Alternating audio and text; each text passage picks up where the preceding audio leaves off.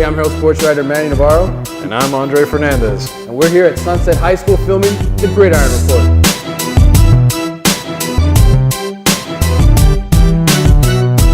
Dre, week 1 action in the books officially.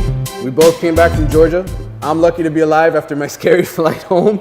But hey, we're here at Sunset High. These guys started their season with a big win.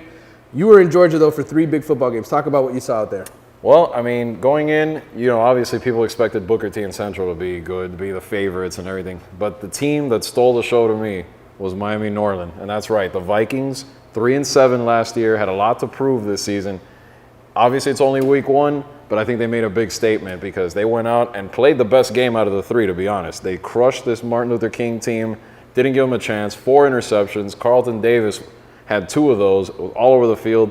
Uncle Luke's defense at Northern, they're ready to play, and they might make some noise in a very tough district, but we'll see. And then Central survived Stevenson just enough, and then Booker T in the rain, starting at 10:30 at night. Didn't look like either team really wanted to be there at that point, but they're ready to face each other this coming week. Uncle Luke might need to get a college job soon with the job he's doing. You never know. You never know.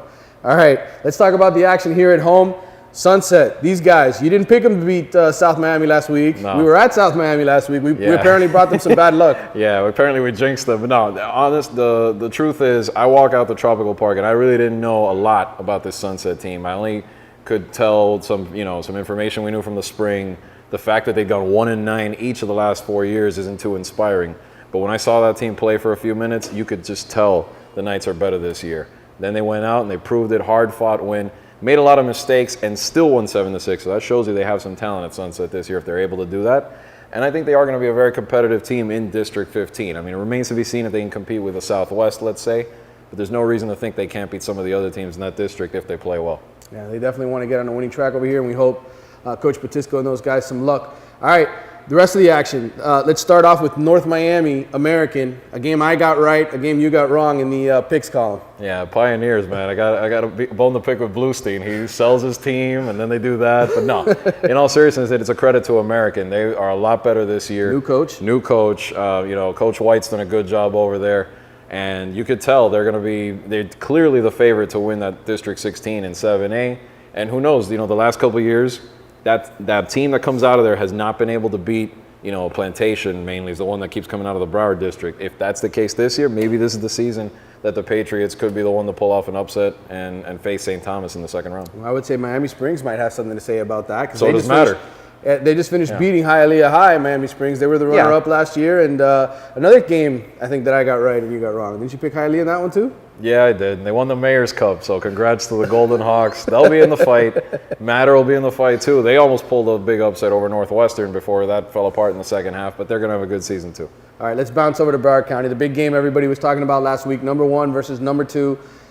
And it was a pretty big gap between number 1 and number 2. St. Thomas Aquinas absolutely blows away Heritage. Jordan Scarlett has a big day. You were there, Dre, before you made the trip up to Georgia. What did you think of that action? I thought St. Thomas proved what we've been saying, that this team, with all respect to the teams in Texas, which are probably very good, the Cedar Hills and Allen, those are the ones that are ranked ahead of them right now. But I don't know. To me, Aquinas has the best team in the country right now, and I think it's just a matter of execution week after week, showing up, playing the way they're capable of playing. It's hard to see them get beat. The gap really was pretty wide, and the gap isn't only with Heritage. I think it's with everybody else down here, for the most part. I would say it'd be interesting. We're always going to have that debate. How would they fare against Booker T? How would they fare against Central? But I think I would still give them a slight nod, like an advantage right now, just because of their experience and their depth. I'm picking St. Thomas to win the Sun Belt Conference this year on top of the national title. Back here in Dade County, Columbus, South Dade, that was a pretty good matchup. Yeah, it was. High scoring affair. I didn't expect that part of it, but Columbus's offense looked good. And it's a credit. I think their running game's solid. Tucker Burns improved at quarterback. He's playing a lot better this year, making better decisions. He's not, he has a little better touch on his passes. He got into better shape this season, and I think it's going to pay off.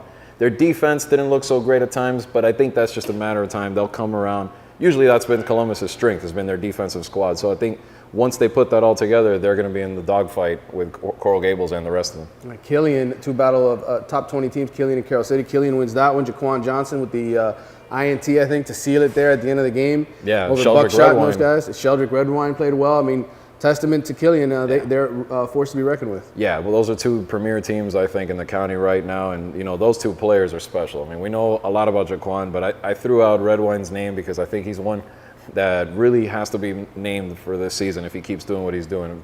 Tremendous playmaker, and I think that's why Killian's the favorite to win that district this year. Hollandale bounced back with a big win after losing their preseason game to Miramar. I mean, they put up what? They're still scoring, right? Yeah, they still are. Hollandale just scored again. Yeah, they didn't go for 2 though. They kicked the extra point, but yeah. And credit out to Hialeah Gardens, the coach Harrington over there. They won their first game. They lose, end a 30-game losing streak. You want to talk about a program that's been down? I mean, Hialeah Gardens. I mean, it's been pretty bad. So for them to not only get a win, but to get a convincing win over Westland, huge confidence boost just for that program. There's some life in that program now and something they can build upon. All right, that wraps it up for our Week 1 recap.